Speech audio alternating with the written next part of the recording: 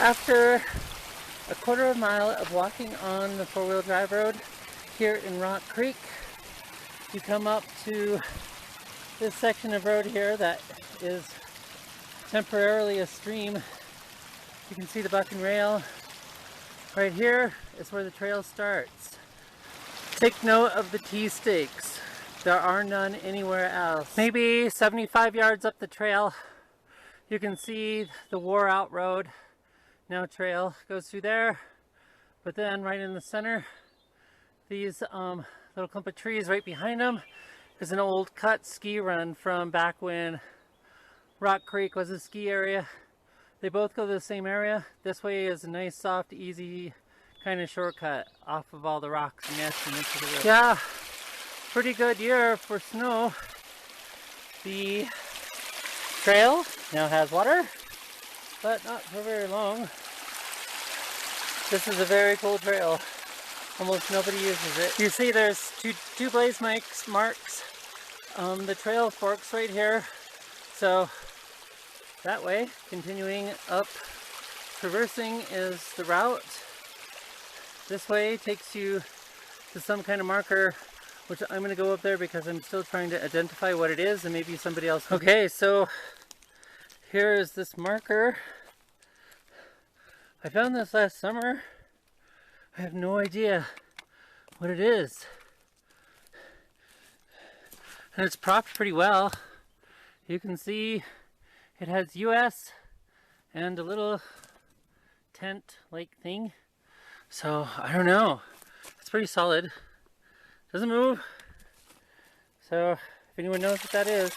So, all of the log work, the ski area, and four-wheeling that's happened up here, sometimes it gets a little deceiving where the trails can go. So there's two. There's actually another one right over there, which you can't see through the trees.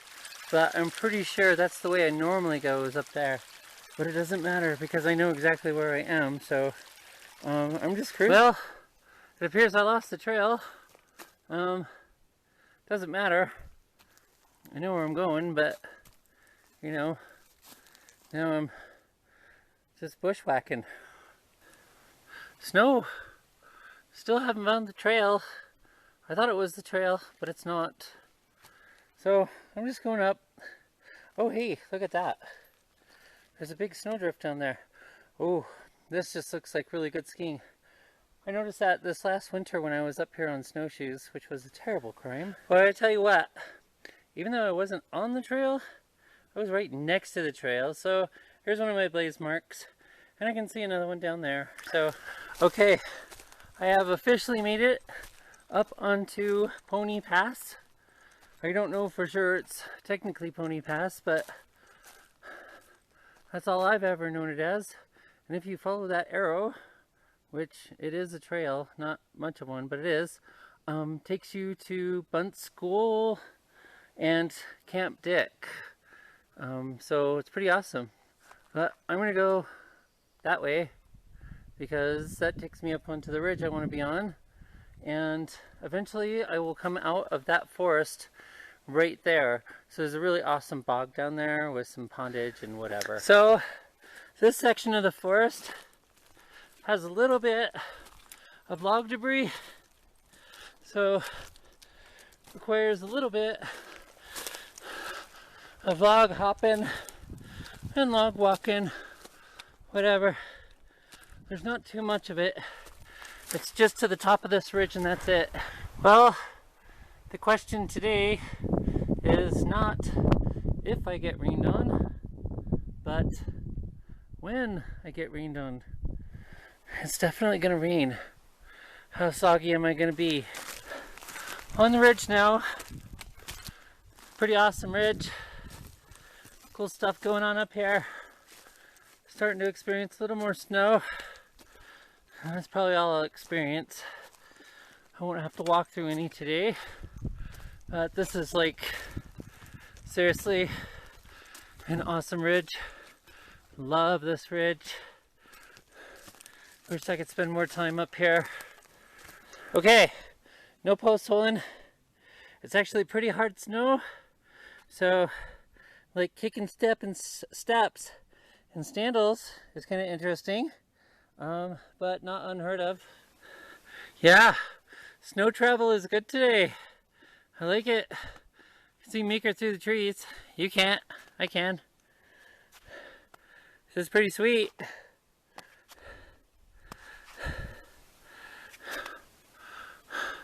It's nice up there too, but like I said, I'm bypassing the views today because I kind of just want to get through this and see how long it takes and how many miles approximately it is. Yeah, time to stop and eat a bar.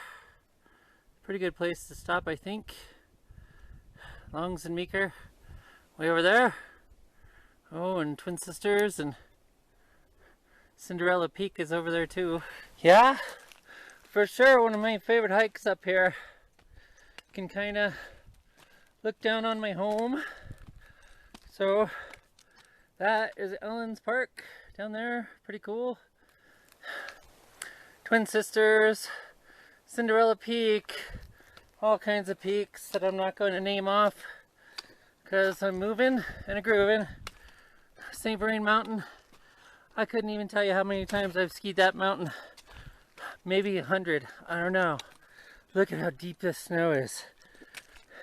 This is awesome. That is really, really deep. I don't know how deep it is, but it's deep.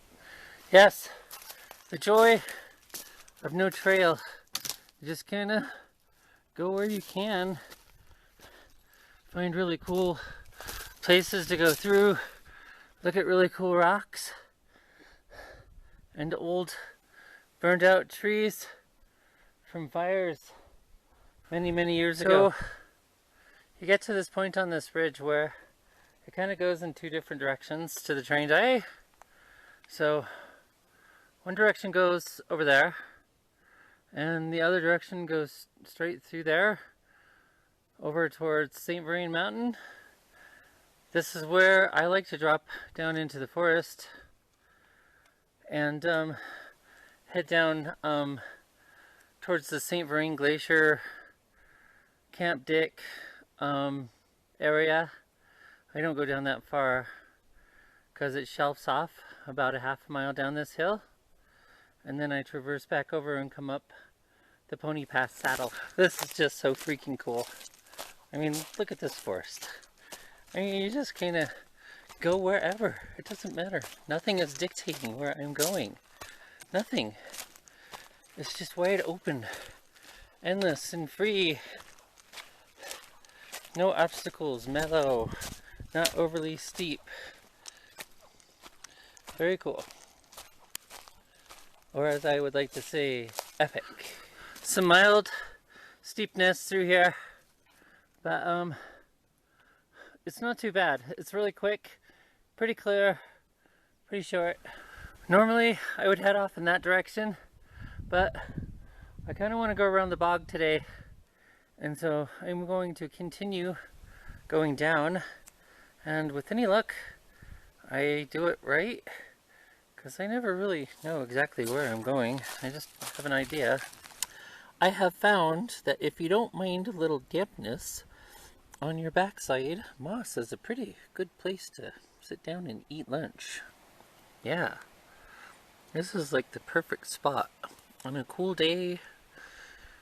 Little sun, a little bit of everything. Ooh, bright sun. Oh my gosh, it's bright. Holy crap.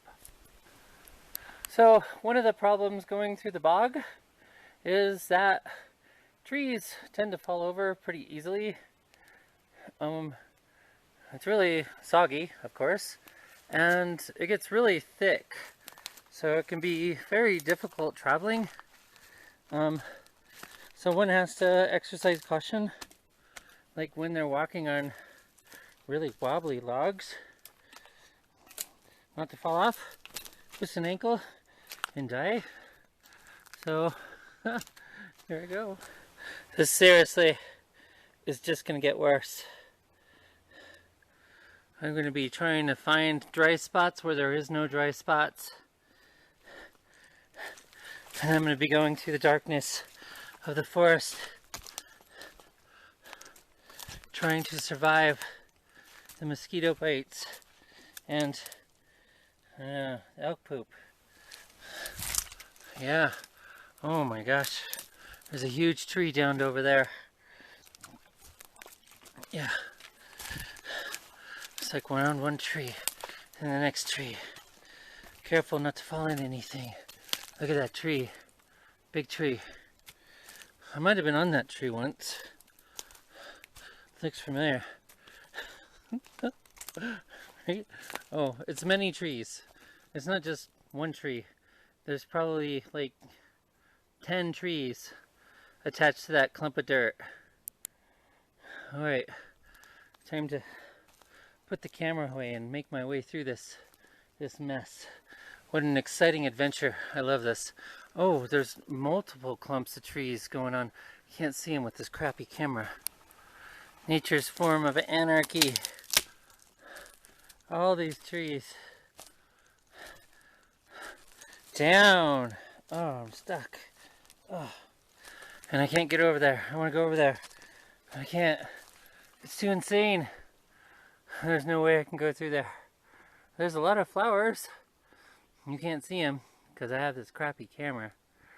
But they're very pretty. Take my word for it. This is awesome.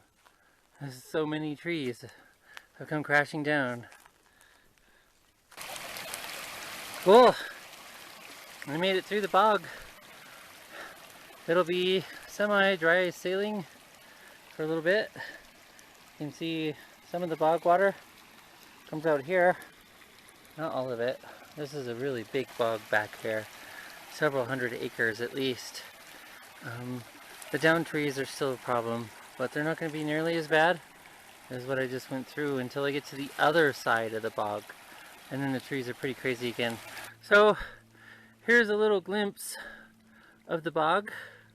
I walked through it once. It was pretty wet.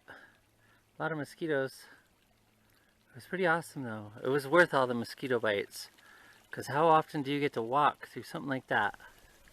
So I'm wrapping around and I will exit through that saddle, and that whole ridge up there is what I was on to come down here. It's really just amazing. So cool that nobody comes back here. There's never any sign of people. How cool is it to like cruise through stuff like this? This is like awesome. Will the tree fall on me? No, of course it won't. Because I cruise through here like Bambi and a bear and possibly an elephant. And now I'm back to the swampiness. It won't last long. I'll come through this pretty quick, but yeah, I'm ready for consistent dry. It doesn't take too long to get back to the saddle. It's big in here, so it's easy to go the wrong direction because it's flat in so many different directions. So gotta pay attention. Okay, got some blaze marks. Made it back to the trail. Not much of a trail, but there's blaze marks all the way through it. But I'm not gonna follow them because they're kind of a waste. So a few more minutes, I'm on the saddle and I will be eating second lunch. Cool. Made it back to the summit. Or, the saddle. And now I am going to eat second lunch. Well, it appears that I am back into civilization. Back on Rock Creek. Yay! And now all I have to do is walk back to the car and the day is done. Sam wasn't showing Scout Flat Top particular about the point it made. Why, when I was knee-high to a grasshopper, this black juice came out on a hard-shelled chin, and they called that tobacco juice. I used to fiddle with my back feet music for a black onyx. My entire room absorbed every echo. The music was thud-like.